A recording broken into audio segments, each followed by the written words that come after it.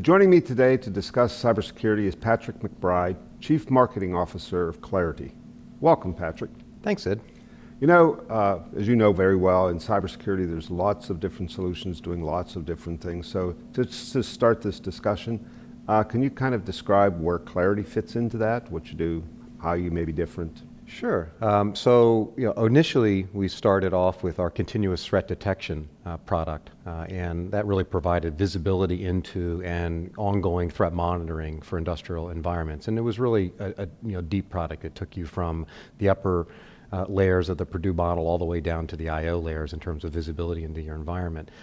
We had always intended to build out an entire platform, and we're starting to make really good on that promise. So the second product that we announced on top of that platform was our secure remote access, really taking care of one of the most important attack vectors into organizations, unmanaged secure access with vendors and end users coming in remotely. So that was to really lock down and manage those sessions and monitor those sessions so that we knew exactly who was getting access to those assets in any important environment.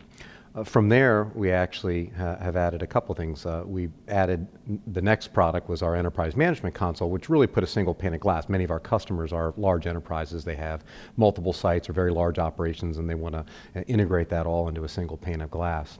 And we've got a couple of announcements we're making actually here at ARC, which is a really great place to make announcements for these kinds of products. We've added most recently something that we're calling security posture analysis.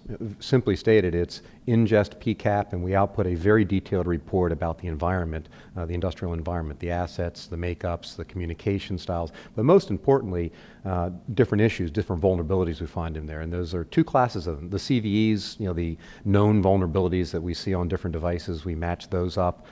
And then we also provide really information about what I would call network hygiene issues, things that may either interrupt process or give an attacker a foothold onto the network or some way to go laterally. So we provide really detailed information. We've taken that same capability and pulled that into our continuous monitoring product. So now you can get a report, or our continuous monitoring customers can also have that available to them at any time. And then two other things that we've just recently, that we're announcing here at the forum, is an attack vector analysis. So really an ability to simulate attacks on a particular key asset in your environment and understand the pathways to that so you can better protect those assets and really prioritize the changes in configuration and security changes you're making. We're really proud of the fact that we're building out not just a single point product, but really an integrated suite of products on a consolidated platform.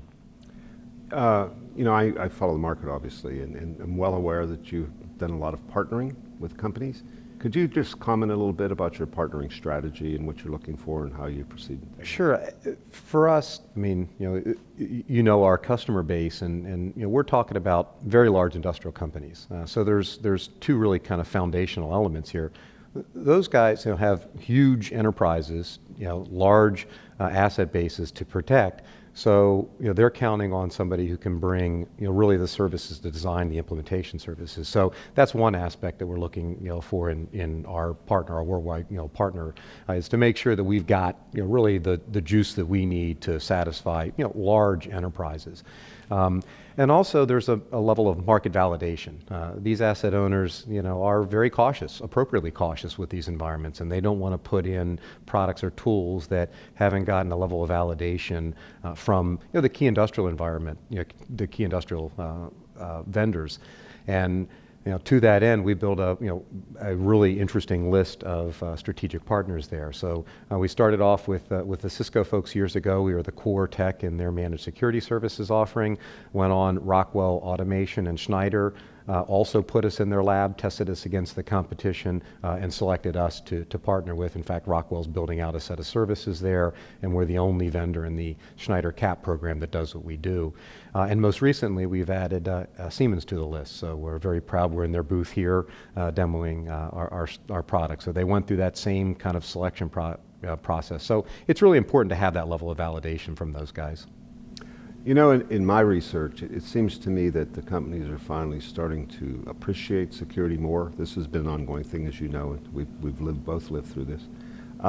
Are you seeing the same thing? More importantly, are they starting to get over the hurdles of funding and things like that for cybersecurity investments? Yeah, it's uneven, I would say, vertical to vertical, but this market, I've done cyber for over 20 years, and I've really never seen a market take off like this globally. We're seeing really buying and investment pick up not only in North America, but also in Europe and Asia simultaneously. And it used to be more of a, here in the North America, then it would kind of go to Europe and then maybe hit Asia. And that's not what we're seeing. We're seeing budgets open up and investments being made in this technology kind of globally at a very impressive rate. Our research, one of my little things is I think you've heard me given my presentations, a lot of companies I deal with, they struggle to sustain their investments. I mean, they'll invest in cybersecurity. Those that do, we have our little industrial cybersecurity model. And I'm just saying, do you see the same thing? And if you do, how does Claroty help them with this? Yeah, no, very clearly. It's not just paint the yellow line on the sidewalk, kind of a once and done scenario. The threat changes daily and weekly. They can change a whole lot faster, for example, than the standards can change.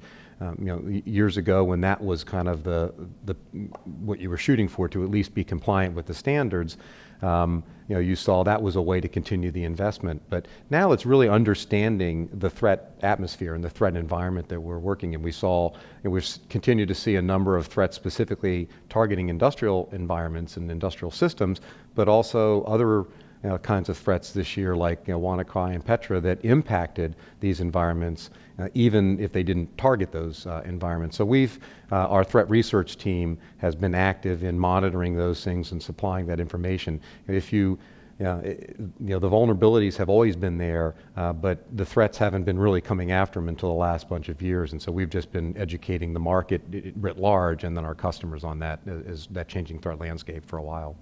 Another trend that we see that we're very interested in, it's a big part of our research, is the IT OT convergence.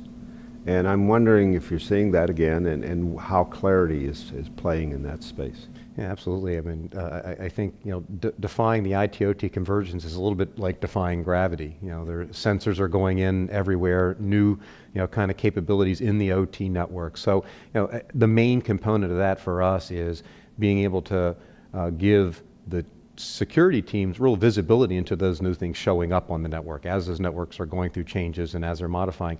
Give visibility into them.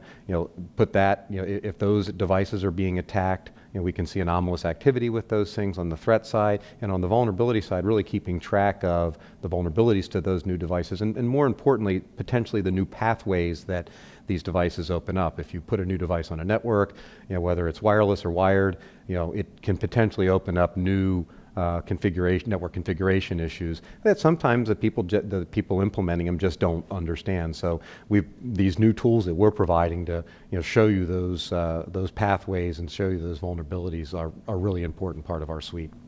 Well, thank you, Patrick. As always, it's always an enjoyable thing to talk with you. Thanks, Sid. Take care. And we've been speaking with Patrick McBride, who's the Chief Marketing Officer for Claroty. Thank you for watching.